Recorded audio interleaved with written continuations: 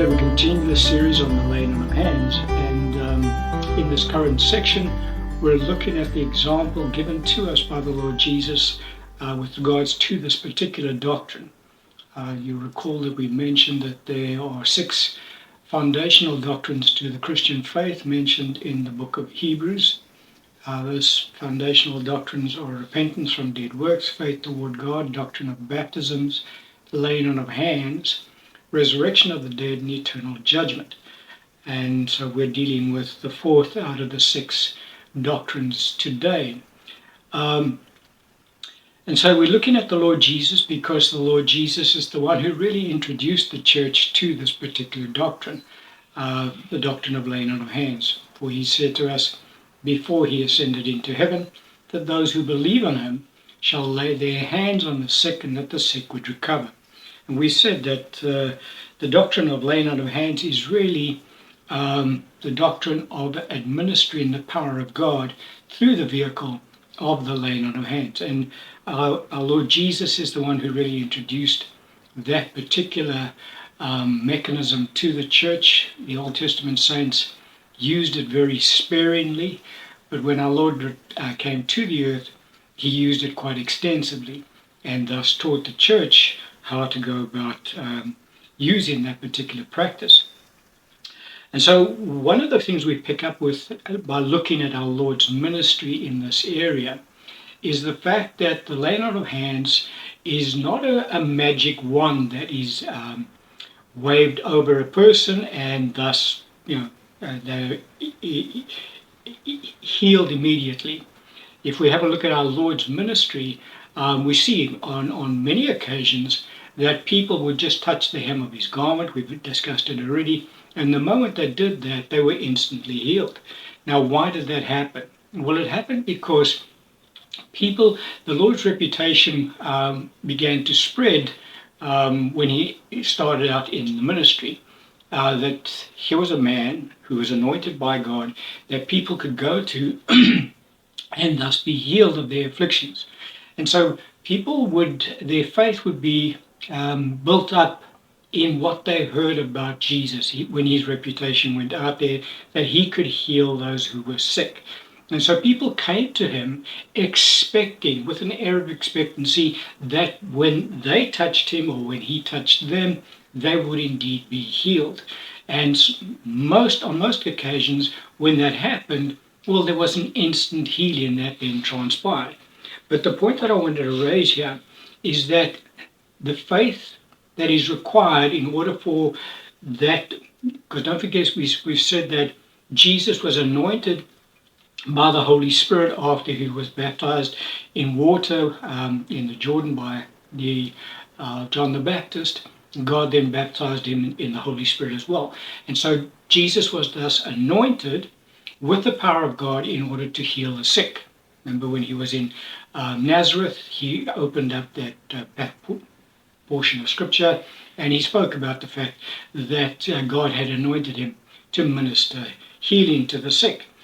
And so Jesus had no problem in his faith being exercised in order to dispense the power of God through him in order to heal individuals. But the faith that was required in order for people to receive their healing from the Lord was really required on behalf of the recipient. And so if people came to Jesus expecting to be healed by them when he laid hands on them, they would then receive the healing, and in most instances they would receive immediate healing. But it was their faith that activated the power that was resident on the Lord Jesus at the time. You recall that woman with the issue of blood. She came up behind the Lord. He was walking in a crowd. She touched the hem of his garment and she was immediately made well, and Jesus perceived the power going out of him into her body. Now, Jesus' faith was not involved in that healing at all. He didn't even know who touched him. It was her faith that activated or released the power of God through the Lord and thus causing her to be healed. In the same manner, all of those who came to the Lord Jesus and begged him that they may touch just the hem of his garment, it was their faith that activated that power to be released through him into their bodies so that they could be healed. You recall when our Lord went to minister in his hometown of Nazareth, the scripture says that he could do no mighty works there because of their unbelief. And so the individuals in that particular synagogue on that day, even though our Lord Jesus did lay hands on them, nothing happened. Very few of them received any significant healings. In fact, no significant healings took place on that occasion. The reason for that was because of their unbelief. And so we see that when the recipient of God's healing power is acting in a form of unbelief, it doesn't matter how anointed the individual is who is dispensing God's power, nothing's going to take place, i.e. our Lord Jesus. He was certainly the most anointed man that ever walked on the earth, and he had no problem in dispensing the power of God. But if the individual who was going to be ministered to by the Lord walked in unbelief, well, then the Lord couldn't do anything for that person. And so we're going to have a look at one account today of a scenario like that, what actually did transpire. Because, as I say, sometimes we look at our Lord's ministry and we tend to think that he just waved a magic wand and whoever he touched, they were instantly healed. It was all the Lord's work, excuse me, his a power that he was dispensing all the time. But that is not the case at all. He was the conduit of God's power. But the person, in order for the person to receive that power, it was their faith that activated the power to flow through our Lord Jesus. And so we look at this account in Scripture, it gives us some indication as to the reality of that situation.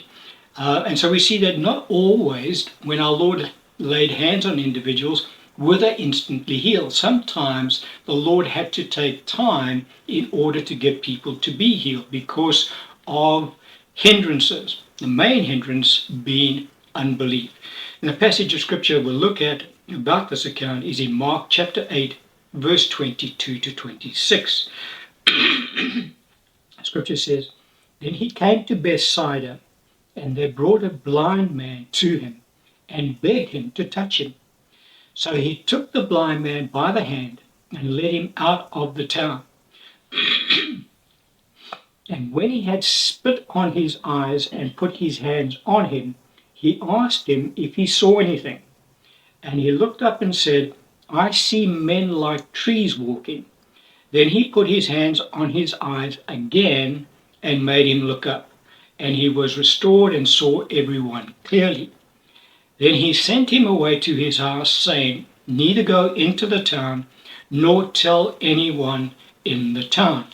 And so we see on this particular occasion, our Lord takes quite a bit of time to heal this blind man. Now, why is that? Well, the reason is very simple, is because of unbelief. Initially, when these individuals bring this blind man to the Lord, we see that our Lord is actually quite reluctant to lay his hands on him to heal him, because it says that they begged him to touch him. Now, why is our Lord reluctant? Because our Lord perceives that this individual doesn't really have strong faith in order to receive from the Lord Jesus. And so there's the first hindrance that we see taking place. But then we see our Lord has to take the man out and lead him out of the town and take him away from the spectators that are following behind. We know that to be the case because after our Lord heals the man, he tells him, "Don't go into the town and don't tell anyone what I've done."